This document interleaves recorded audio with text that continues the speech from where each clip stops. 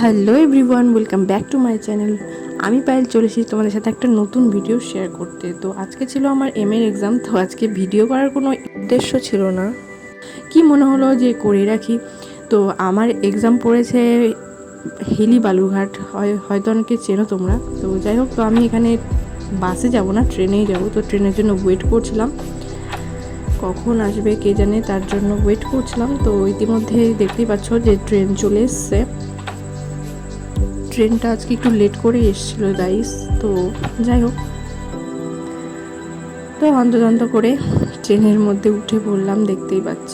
তো এখন ট্রেনের ভেতরে রয়েছি। তো যেতে যেতে বাইরের দৃশ্যটা দেখছিলাম যে খুবই অসাধারণ লাগে আমার এই যাওয়ার সময়। এই সবুজে ঘেরা এই দৃশ্যটা সত্যি ভীষণ ভালো লাগে। তো যাই হোক গাইস, তো আমি এখানে চলে এসেছি। এটা একবারে ডিরেক্টলি এখানে দেখাচ্ছি, এটা হিলিতে আমার ওই কলেজের আগে। তো দেখো জাস্ট খালি আশেপাশেটা, মানে এই জায়গাটা আমি বুঝতে পারি না যে এত জঙ্গল কেন, যে আশেপাশে এত গাছ জঙ্গল, মানে বাড়িঘর নেই বলতে গেলে চলে। তো দেখতেই পাচ্ছ যে সব খালি গাছ জঙ্গল ফরেস্ট। আর এটা ছিল আমাদের কলেজটা, এই কলেজে আমাদের এক্সাম পড়েছে। তো আমি অনেক আগেই চলে এসেছি, যেহেতু ট্রেনে আসলাম তো একটু আগেই আসলাম, 1-1.5 ঘন্টা আগেই এসেছিলাম।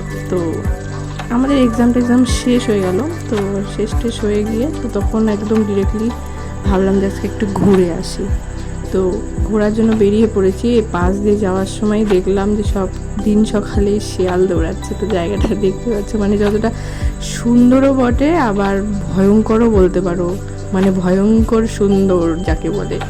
তো যাই হোক, তো এখন যাচ্ছি, আগে ওই এখানে একটা বলে 14 হাত বলে একটা কালীমার মন্দির আছে। তো সেখানেই প্রথমে যাব, তারপর সেখান থেকে যাব বর্ডার দেখতে। তো সেই উদ্দেশ্যেই বেরিয়ে পড়েছি। তো আমার সাথে রয়েছে বাবা মা।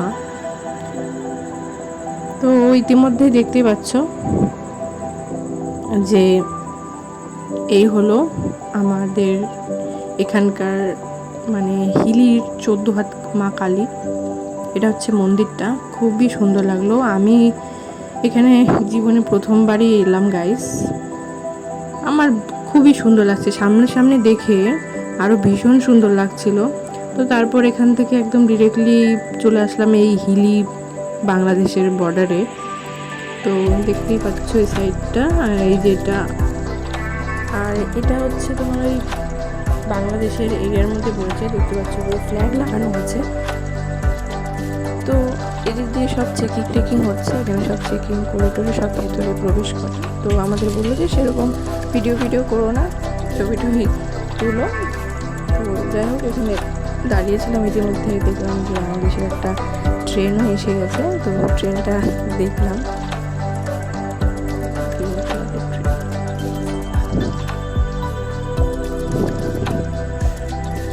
তো আমাদের এখানে দেখা কমপ্লিট। তো তারপরে আমরা আবার টোটোতে উঠে বসে পড়লাম। তো টোটোওয়ালাটা বললো যে চলো তোমাদের আরেকটা জায়গা ঘুরিয়ে আনি। তো পাশেই ছিল, খুব বেশি দূরে না। তো জায়গাটা জঙ্গল হলেও বেশ আমার সুন্দরই লেগেছে, আর ভালো লাগছে এরকম ঘুরতে। তো চলো তোমাদের ওই আরেকটা জায়গা দেখিয়ে দিই। তো আমিও ফার্স্ট টাইমই এসেছি।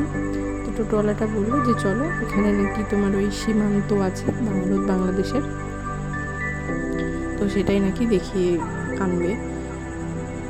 সব এখানে সব খুব পুরনো সব বাড়ি। তো এই যে সীমানাটা দেখতে পাচ্ছ, এটা নাকি ভারত বাংলাদেশের, এটাই নাকি কি বলে সীমান্তের খুঁটি নাকি, যাই হোক।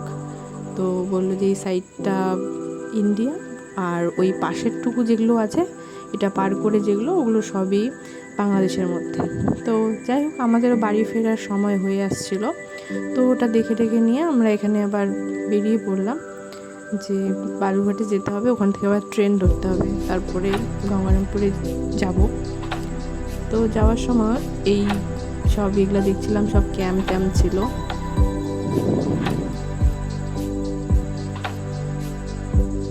তো যাই বলো না কেন, এখানকার সিনগুলো বেশ আমার সুন্দরই লেগেছে। জঙ্গল থাকলেও। তো তারপরে আমরা এখানে হিলির ইয়েতে চলে আসলাম, বাস স্ট্যান্ড না কি বলে, যাই হোক এখানে সব গাড়ি টাড়ি ধরে আর কি। তো ওখান থেকে একটা টোটো নিয়ে নিলাম। তো বাসে যাব না, টোটোতেই যাব, আমার বাসে যাই হোক প্রবলেম হয়, তো তার জন্য আমরা টোটো নিয়ে নিলাম। তো টোটোতে রিল্যাক্সে যাব। তো সারাদিন যেহেতু না খেয়েছিলাম, তো মাঝে রাস্তাতে একটু বিরিয়ানি প্যাক করে নিলাম যে আমি পরে খাবো একটু। তো যেহেতু ট্রেনের টাইম হয়ে গেছিলো তাই জন্য নিয়ে নিলাম। তো এখন দেখতেই পাচ্ছ যে বালুরঘাট চলে এসেছি তো স্টেশনে। তো ট্রেনটা আমরা মিস করে ফেললাম। তো মিস করে ফেললাম জন্য তো আমরা পরের ট্রেনে উঠে পড়লাম। এটা একটু লেটেই ছাড়ে, মানে 1 ঘন্টা লেটে ছিল এটা, তো পরের ট্রেনেই তাই উঠতে হলো। তো দেখতেই পাচ্ছ এই ট্রেনটা ছেড়ে দিল। তো আমি এখন বাড়ি যাব। তো যাই হোক, থ্যাঙ্কস ফর ওয়াচিং।